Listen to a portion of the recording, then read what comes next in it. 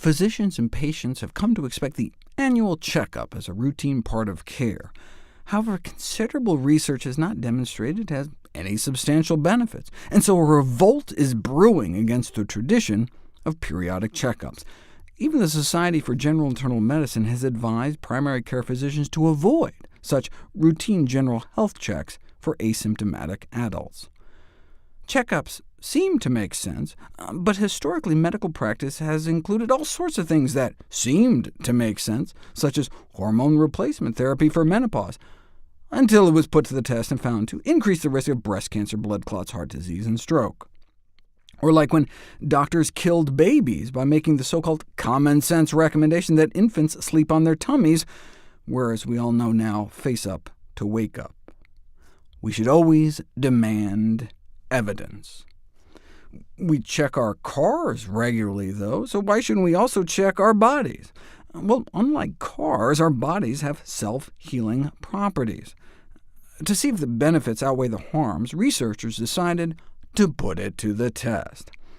So what are the benefits and harms of general health checks for adult populations? The bottom line is that checkups were not associated with lower rates of mortality, meaning not associated with living longer or lower risk of dying from heart disease, stroke, or cancer. So general checkups may not reduce disease rates or death rates, but they do increase the number of new diagnoses.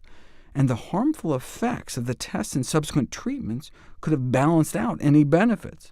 Possible harms from checkups include overdiagnosis, overtreatment, distress or injury from invasive follow-up tests, distress due to false positive test results, false reassurance due to false negative test results, possible continuation of adverse health behaviors due to negative test results, adverse psychosocial effects due to labeling, and difficulties with getting insurance now that you have a pre-existing condition, not to mention all the associated costs. For example, diabetes. Wouldn't it be great if we picked up a case of diabetes earlier? Perhaps not, if they were given the #1 diabetes drug at the time, Avandia, which was pulled off the market because instead of helping people, it appeared to be killing people. Adverse drug events are now one of our leading causes of death. When it comes to lifestyle diseases, like type 2 diabetes, maybe we should instead focus on creating healthier food environments, like my new favorite organization, Balanced, to help prevent the diabetes epidemic in the first place. How many times have you tried to inform someone about healthy eating, about evidence-based nutrition, only to have them come back and say, "No, I don't have to worry, my doctor says I'm OK. I've just had a checkup, everything's normal." As if having a normal cholesterol is OK in a society where it's normal to drop dead of a heart attack, the #1 killer of men and women. I mean, if you went to see a lifestyle medicine doctor who spent the checkup giving you the tools to prevent 80% of chronic disease, that's one thing.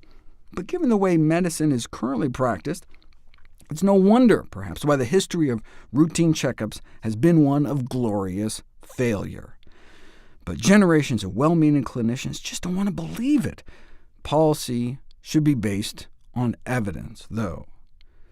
Poor diet is on par with cigarette smoking as the most common actual cause of death, yet the medical profession is inadequately trained in nutrition.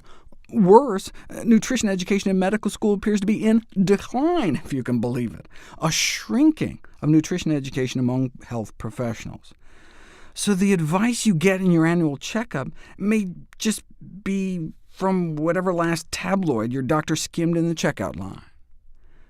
Screening opportunities should not be regarded as a form of health education, one medical journal editorial read. People who are obese know very well that they are, and if we have no means of helping them, then we should just shut up. Well, if you really have nothing to say that will help them, maybe you should shut up, especially doctors who say they have no idea what constitutes a healthy diet, though veggies and nuts are a good start.